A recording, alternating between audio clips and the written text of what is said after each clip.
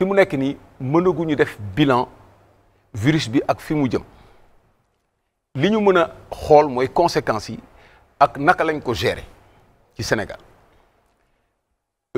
gis nga réew bu ko nattu dalee dafa am ay indicateurs yooyu xool dafa am acteurs yoo xam ne yi bu leen natt bi laalee ba pare mu am góom yoo xam ne yi nattu bi daf ko gën a métti bu boobaa nga xam ne li xew garaaw na et loolu moo ñu dal ci virus bi dafa njëkk a laal et du virus bi kese 2020 du mbas mi kese mbënn mi aussi phénomène la boo xam ne bii ci 2020 la mbëkk bi ci 2020 la maladie mystérieuse yi ñu gis yëpp ci 2020 la campagne agricole yi amoon na ay signaux ci 2019 mais 2020 la gën a feeñ ba ngeen gis ko donc 2020 dafa nekk dëkk boo at moo xam ne mun nañu wax ne dafa am benn cocktaelu nattu bu dal suñu réew loolu nag bu la dalee boo pertee xeex bi wala nga gaañu ci tamit waroo perte leçon bi nga ci war a tirer acteurs yi mu laal mooy état bi d'abord état bi capacité d'intervention bi mu amoon dafa jékki-jékki rek wàññeeku entreprise yi capacité yi ñu amoon ci création emploi ci distribution revenu jékki-jékki wàññeeku travailleurs yi revenu yi ñu amoon jékki-jékki wàññeeku ak conséquences yi muy am yépp ci ménage yeeg ci dépenses yi. C'est vrai.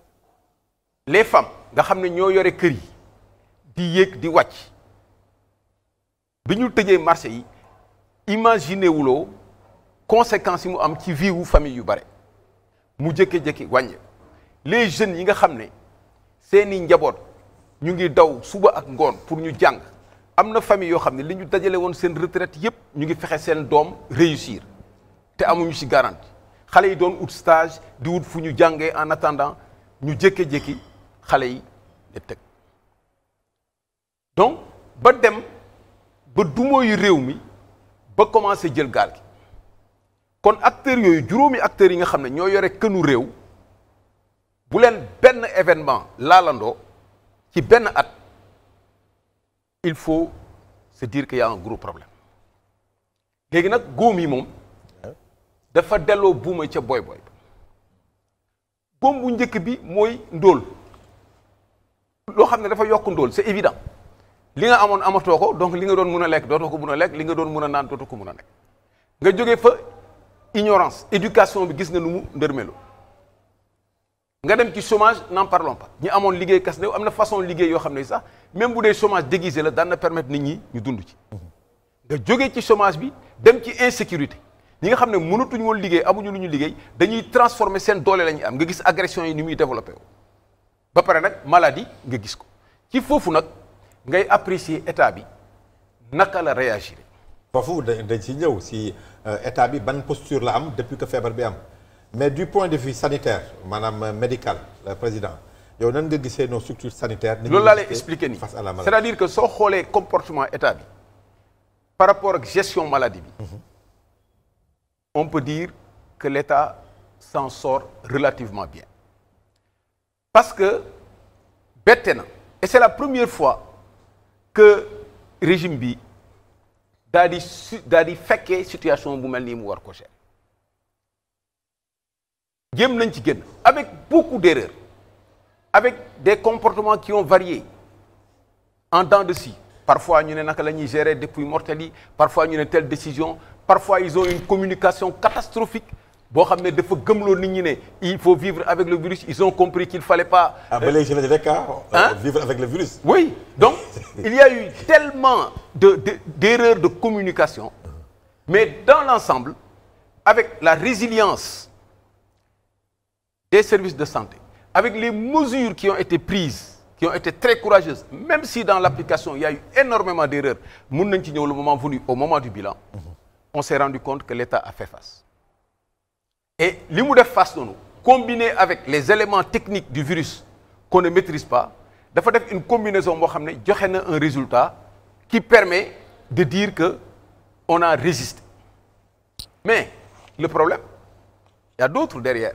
Comment on a géré, qu'on a mobilisé les 1000 milliards, ouais. Comment, et nous faisons partie des gens qui ont fait les premières propositions. Le 21 mars, on a proposé 23 mesures, dont les 1000 milliards, avec Finko Gilé et Lep. Donc, on peut bien apprécier mesures yi état bi jël ak naka la ko appliquer. Mais le débat n'est pas là.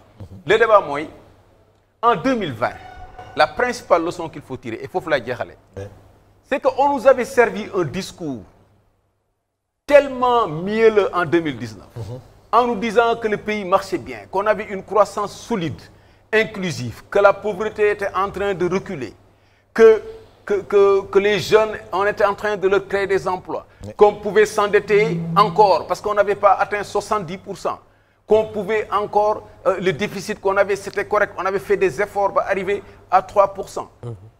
Nous dem, premier choc exogène, parce que si nous avons commencé avec la hausse des produits pétroliers en 2019, bon, il y a une manifestation, c'était un premier signal. Le deuxième signal, c'était la campagne agricole de 2019. Mais Mbasmi de Fogno, automatiquement, on est tombé directement qui inverse. Taux de croissance négative, récession, donc, moins 6% pour le déficit. On remet en cause nos notations. Dans les bailleurs, même si on ne change pas la notation du Sénégal, ils sont dans une perspective négative. Qu'est-ce que vous avez parce qu'il y a des risques. Donc, 2020 a facilité l'explication qu'on a essayé de donner en vain pendant la campagne électorale sur beaucoup de questions, sur le système électoral surtout. 2020 a permis de voir qu'il y avait beaucoup de discours trompeurs en 2010. Donc pour le Covid, c'était plus catastrophe derrière, quoi. Mais ça allait venir. C'est un prétexte. D'où ampleur du Covid, disons-nous la vérité. Ampleur du Covid, beaucoup analysé, surtout dans certains pays, avec le Sénégal, avec le comportement des personnes. On ne peut pas avoir le même résultat négatif qu'on a aujourd'hui. Mais la voie qui a été empruntée, la croissance qu'on a crue durable et inclusive, les secteurs prioritaires vers lesquels on devait mettre de l'argent pour résister, parce qu'il faut que du point de vue du secteur économique, nous avons et aussi, nous avons une défaillance du système sanitaire et maîtrise on a parvenu à maîtriser, comme vous le dites, le virus. Bon, on dirait explication par rapport à ça. Ah non, c'est les efforts. C'est des efforts de l'État qui a mis de l'argent tout de suite, rapidement. Ça, c'était clair.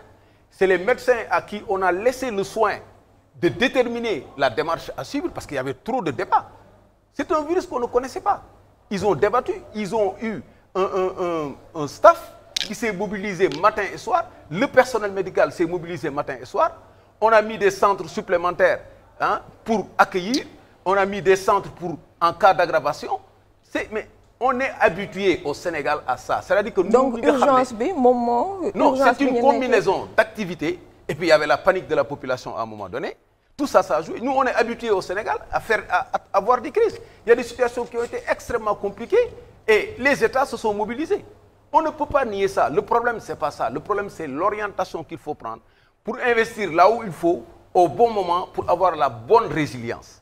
Et c'est ça qu'on n'a pas eu. Et ça s'est répercuté sur le plan de relance, parce qu'entre la fin de la résilience et la relance, on est resté 3 mois. Et aujourd'hui, quand on parle, je ne parle pas de deuxième vague, je ne suis pas technicien, aujourd'hui, la situation qui revient, tu ne vois plus la même mobilisation. Parce qu'on est perdu. Et peut-être que le manque de gravité du virus, comme les Astor Légui, c'est important. Les Sénégalais se disent, mais comme ça ne tue pas beaucoup, bon voilà. Et aussi le concept de, pas disons concept, mais idée du Sénégalais apprenez à vivre avec le virus. Peut-être nous aussi, ils n'ont pas compris, voilà, ils ont mal compris